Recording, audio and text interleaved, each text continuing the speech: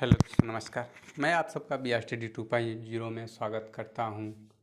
आशा करता हूं कि आप सब बहुत अच्छे होंगे। आज हम सब पढ़ने वाले हैं टॉप 100 जो इंडियन ज्योग्राफी यानी भारतीय भूगोल से संबंधित क्वेश्चन करने वाले हैं।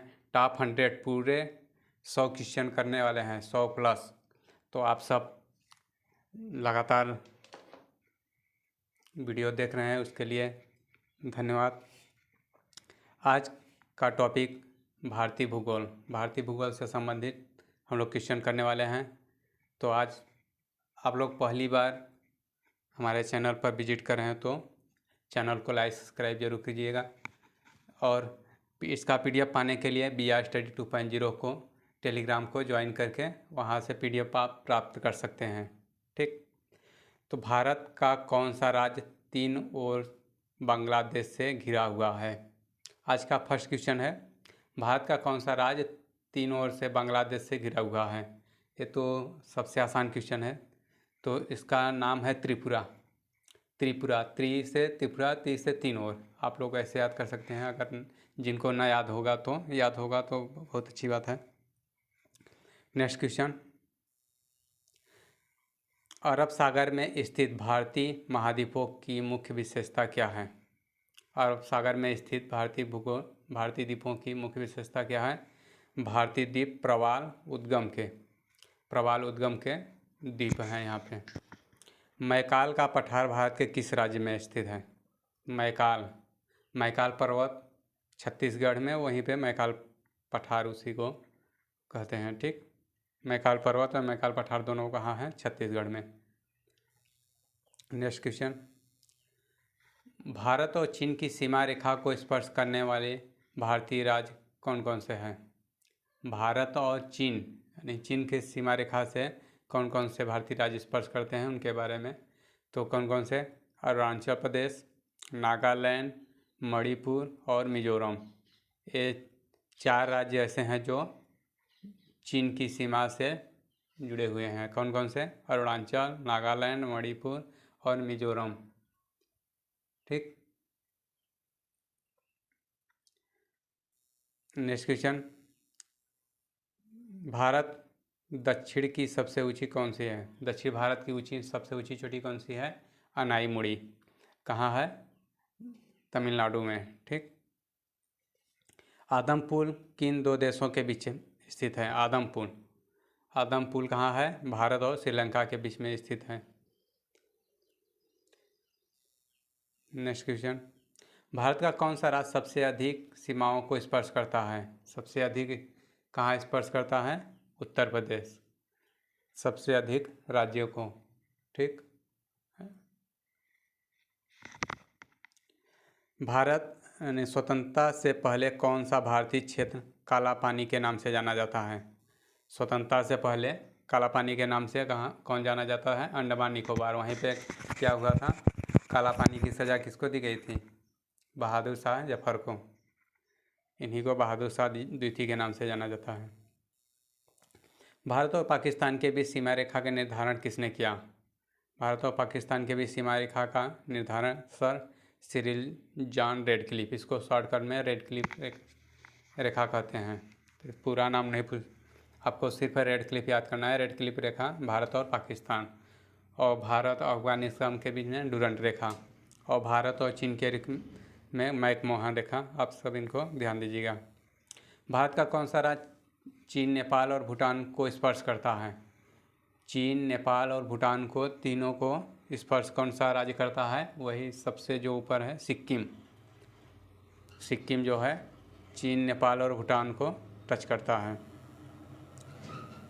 क्षेत्रफल की दृष्टि से भारत के 3 बड़े राज्यों का क्रम कौन सा है?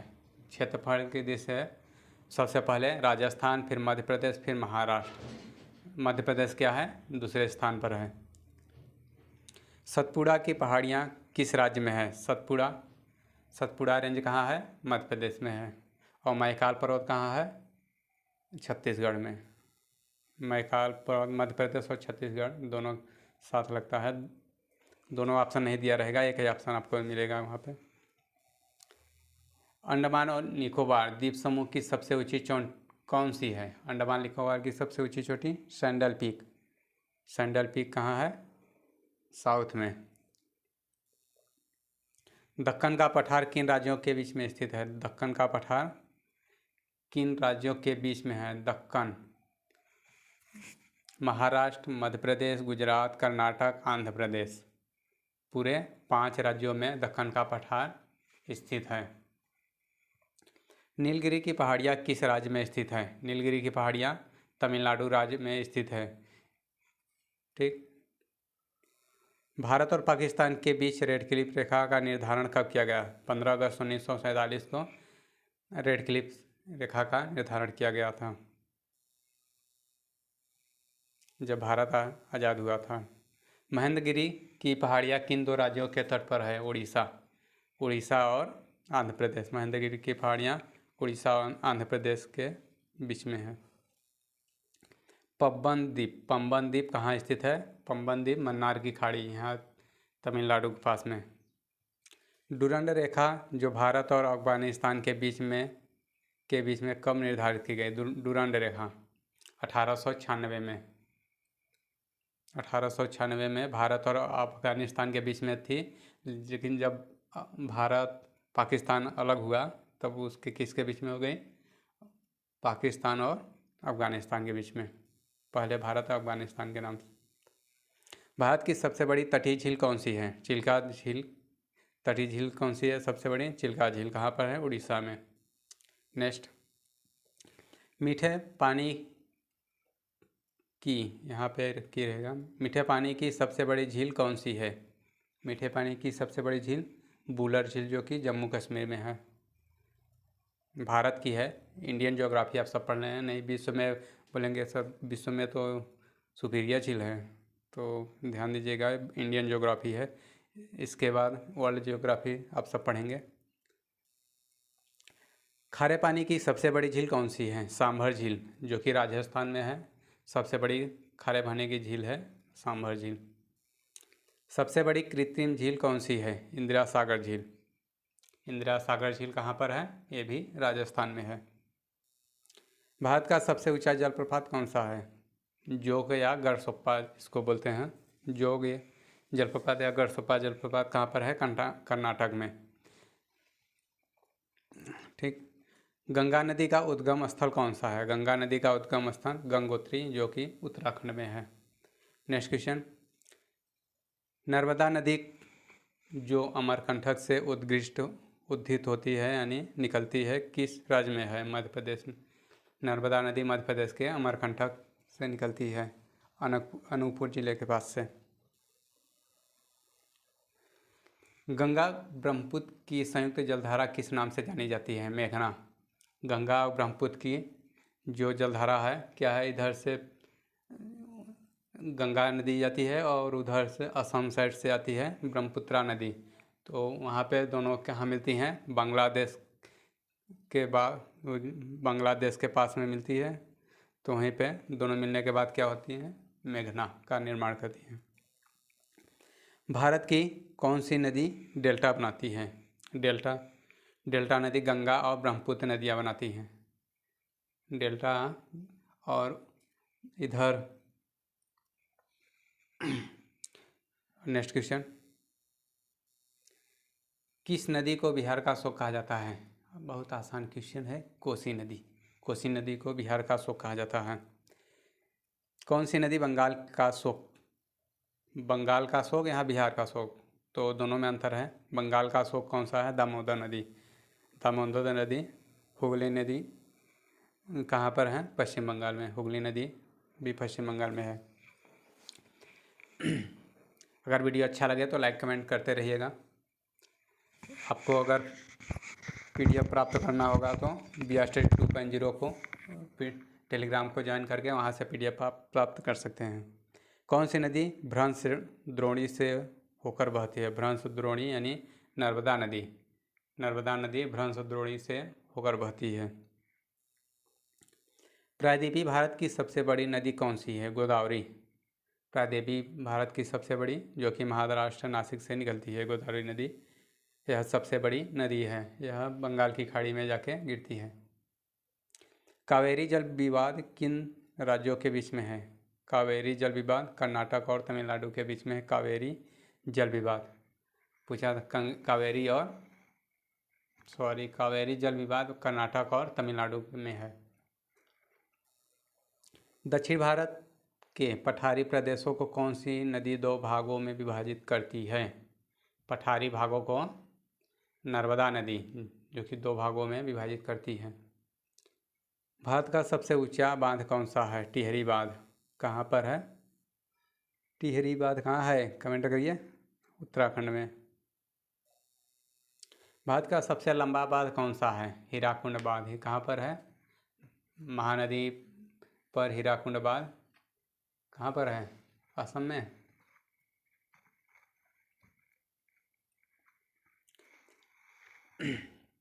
भारत की सबसे बड़ी बहुउद्देशीय नदी घाटी परियोजना कौन सी है? भाखड़ा नागल परियोजना भारत की सबसे बड़ी बहुउद्देशीय, जो कि पहली पंचवर्षीय योजना में इसका निर्माण किया गया है। टिहरी बांध किन नदियों के संगम पर स्थित है? भागीरथी और भिलांगना नदी। भागीरथी और भिलांगना नदी पर क्या बना है? टिहरी बांध। भारत की सबसे ऊंची चोटी कौन सी है? केटू गाडविन ऑस्टिन। भारत की सबसे ऊंची चोटी केटू गाडविन ऑस्टिन। और विश्व का कौन सा है? माउंट एवरेस्ट, जो कि नेपाल में है। इसको सागर माथा कहते हैं नेपाल में।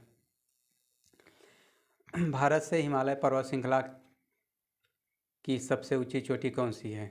भारत में हिमालय पर्वत श्रृंखला। यहाँ पे अलग अलग क्वेश्चन पूछा जा सकता है कि भारत में हिमालय पर्वत श्रृंखला की कौन सी है? कंचनजंगा सबसे ऊंची। और वहाँ पीछे क्या आप लोग पढ़े थे? भारत की सबसे ऊंची चोटी K two Godwin Austen. Next question, Bharat की सबसे प्राचीन पर्वत श्रेणी कौन सी है? अरावली। सबसे प्राचीन पर्वत श्रेणी क्या है? अरावली। नेक्स्ट क्वेश्चन, अरावली पर्वत श्रेणी का सर्वोच्च शिखर क्या कहलाता है? अरावली श्रेणी का सर्वोच्च शिखर क्या कहलाता है? गुरु शिखर। कहाँ है? राजस्थान में।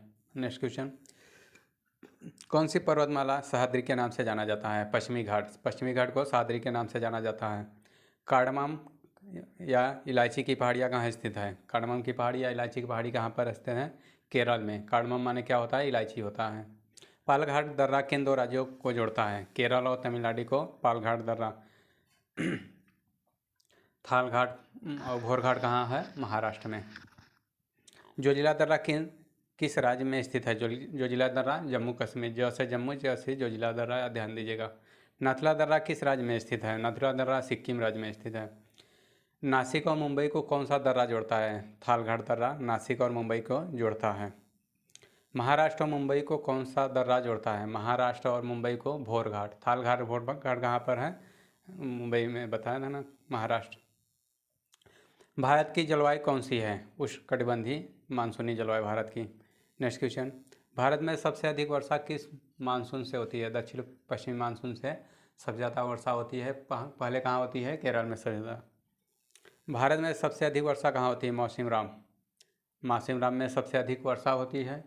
कहाँ पर है? मेघालय में। और सबसे पहले वर्षा कहाँ होती है? केरल में होती है। मासिनराम और चेरापूंजी के सबसे अधिक वर्षा क्या कारण है? पहाड़ियों के कीप की तरह आकृति। पहाड़ियों के कीप की तरह, यानी दोनों ओर पहाड़ियाँ हैं, इसलिए वहाँ पे वर्षा रुककर होती है। भारत में शीतकालीन वर्षा कहाँ होती है? तमिलनाडु और उड़ीसा में। तमिलनाडु और इसे क्या कहते हैं? लौटता हुआ मानसून कहते हैं। उधर से लौटते हुए मानसून की वर्षा होती है शीतकालीन, ठंडी में। मानसून किस भाषा का शब्द है? मानसून अरबी भाषा का शब्द है। इंपॉर्टेंट है, very very important question. Bharat में सबसे प्रमुख वनस्पति कौन सी है? पतझड़ वनस्पति। भारत के किस राज्य में सबसे कम वन पाए जाते हैं? हरियाणा में सबसे कम पाए जाते हैं और प्रतिशत में भी सबसे कम पाए जाते हैं। और सबसे अधिक कहाँ पर पाए जाते हैं वन? मध्य प्रदेश में। और प्रतिशत में मिजोरम में। ठीक, ध्यान दीजिएगा थोड़ा। दलदली एवं ज्वारभाटा वाले क्षेत्रों में पाए जाने वाले वनों को क्या कहा जाता है? Mangrove one. मैंग्रोव वन कहा जाता है दलदली और ज्वारभाटा वाले क्षेत्रों में। मैंग्रोव वन सबसे ज़्यादा कहाँ पाया जाता है? आप कमेंट बॉक्स में बताइए। भारत में सर्वप्रथम किस स्थान पर राष्ट्रीय उद्यान स्थापित किया गया है? Jim Corbett, Nainital, Uttarakhand. सबसे प्रथम सर्वप्रथम राष्ट्रीय उद्यान कौन सा था? जिम कॉर्बेट राष्ट्रीय उद्यान, पुराना। और सबसे बड़ा हेली नेशनल पार्क है, कहाँ पर है? उत्तराखंड में।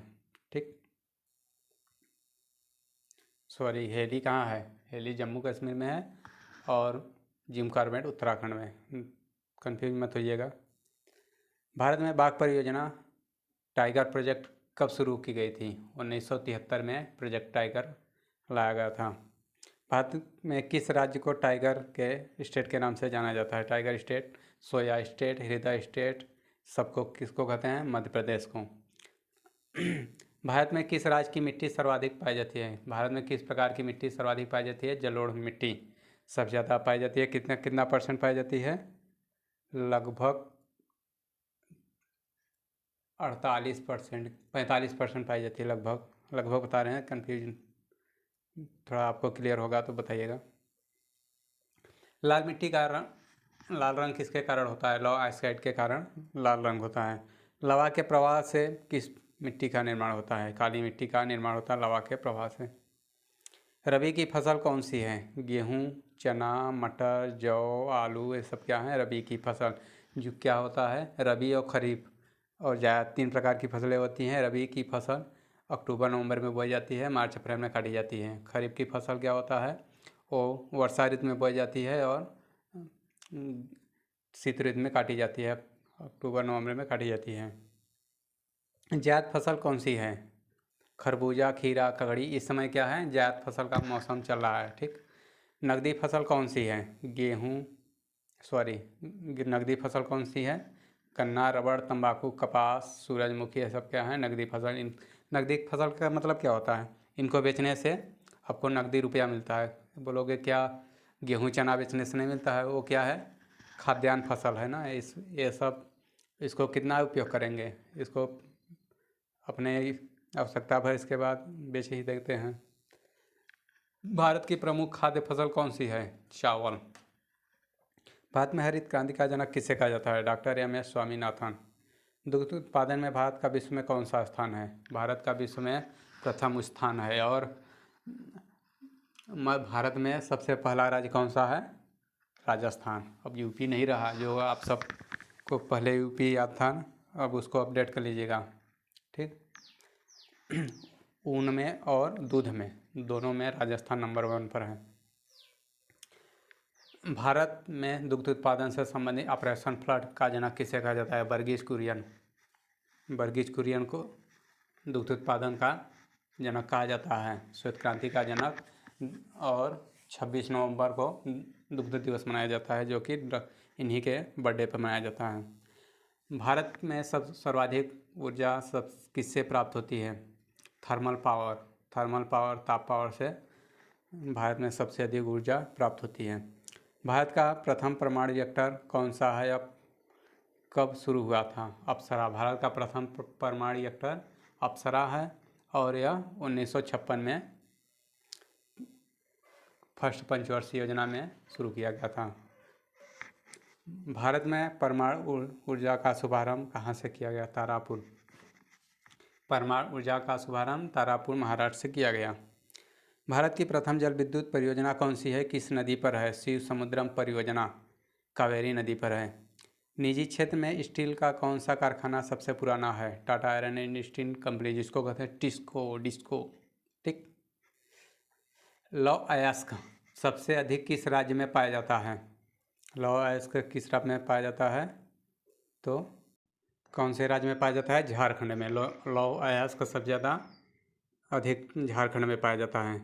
जावर की खान किस खनिज के लिए प्रसिद्ध है? जावर। जौ से जस्ता उत्पादन के लिए जावर की खान प्रसिद्ध है। द्वितीय योजना काल में लगाए गए 3 नए कारखाने कौन कौन से हैं? द्वितीय पंचवर्षीय योजना में भिलाई, दुर्गापुर, राउरकेला। भिलाई किसके सहयोग से? भिलाई रूस के सहयोग से, दुर्गापुर ब्रिटेन के सहयोग से और राउरकेला जर्मनी के सहयोग से, तीनों कारखाने एक साथ द्वितीय पंचवर्षीय योजना में। और तृतीय पंचवर्षीय योजना में कौन सा है? बोकारो, जो कि रूस के सहयोग से बनाया गया। भारत का सबसे लंबा परमाणु सबसे लंबा राष्ट्रीय राजमार्ग कौन सा है? NH7 वाराणसी से कन्याकुमारी तक भारत का सबसे लंबा, जो कि अब ये नहीं रहा, अब क्या हो गया, NH44 हो गया है। ठीक, अपडेट कर लीजिएगा। भारत का सबसे बड़ा सार्वजनिक उपक्रम कौन सा है? यहाँ पे थोड़ा लिख देना है तो PDF वालों को दिक्कत होगी। क्या है? अब क्या हो गया, NH44। ठीक, ध्यान दीजिएगा, NH44 हो गया है अब। भारत का सबसे बड़ा सार्वजनिक उपक्रम कौन सा है? भारतीय रेल। नेक्स्ट क्वेश्चन, भारत में प्रथम यात्री रेल कब चली थी? भारत में प्रथम यात्री रेल 16 अप्रैल 1853 को चली थी। भारत में प्रथम विद्युत रेल कब चली? दोनों अलग अलग हैं। क्या है? यात्री रेल 1853 में, और प्रथम विद्युत रेल कब चली थी? 1925 में, बिजली से चलने वाली। पहले क्या थी? कोयले से चल रही थी। भारत में वायु परिवहन का शुभारंभ कब हुआ? 1912 में वायु परिवहन का शुभारंभ हुआ।